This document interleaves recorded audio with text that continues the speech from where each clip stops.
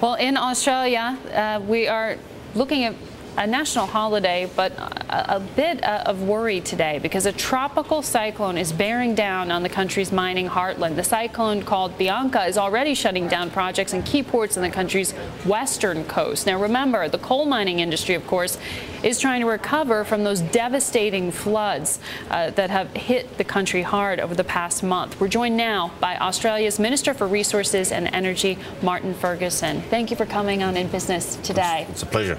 Let's start with this tropical cyclone. A third of the world's iron ore comes from this region of Australia. What can you tell us about the preparations on the ground and how serious a threat this new storm is? The iron ore and the LNG sector are used to this. It's the monsoon season. These cyclones come from time to time. We batten down their hatches, we cease production, basically go out of our way to make sure we protect our local communities. Sometimes they blow out, sometimes they blow through. It is part of working in northwest Western Australia. We'll wait and see where the cyclone ends up, but we're normally pretty well prepared for these events.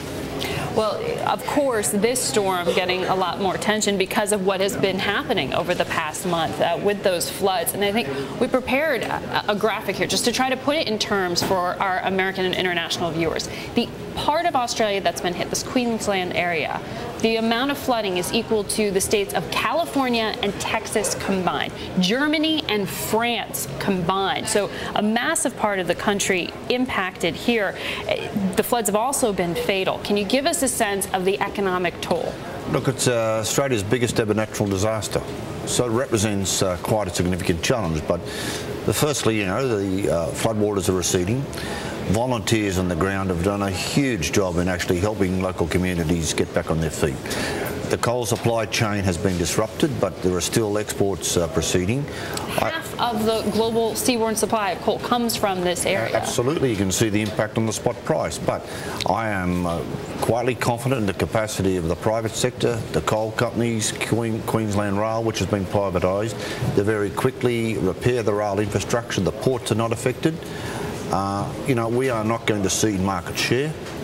We are going to make sure we prioritise the rehabilitation of those rail corridors. Tourism, well, we're back on our feet. We're fully functioning. Brisbane Airport, you can go to the Gold Coast, our beautiful beaches, the Sunshine Coast. Clearly, some little businesses are affected, some parts of Brisbane, Toowoomba, etc. But, you know, it's the right time to actually come to Australia to have a holiday from a tourism perspective.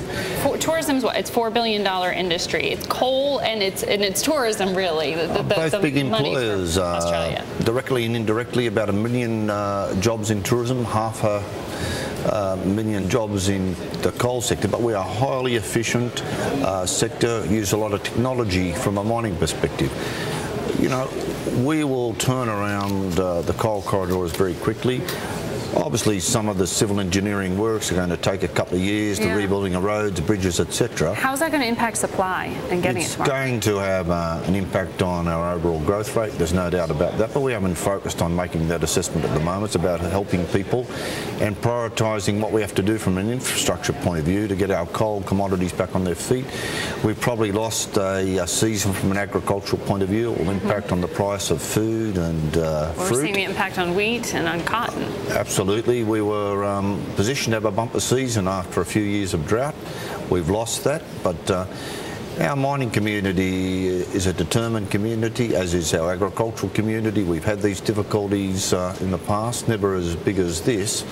But the whole Australian community, partnership, government and business is absolutely committed to fixing the problems as soon as possible. Give me a sense, though, of what the cost to business is going to be in terms of taxes, because we do know Australia is considering a tax to the public to help pay for the cleanup. Is it going to cost businesses more to do business? It's not just business, it's households. We've got a strong economy when we want to return our budget to surplus as quickly as possible. Our target is 3 years. We've had one-off levies from time to time at a national and a state level. The Prime Minister will have something to say about that later today in Australia. But I think there's an understanding that when these events occur, Australia's biggest national disaster, we all have to pull together to help those affected, both from a household and a business perspective. And assistance is being given to small business to get them back on their feet. All right. Right. Well, it's so interesting to get to talk to you. The rise of Australia, the rise of Asia. We're going to keep an eye on this supply question, and good luck with the cleanup. We appreciate it.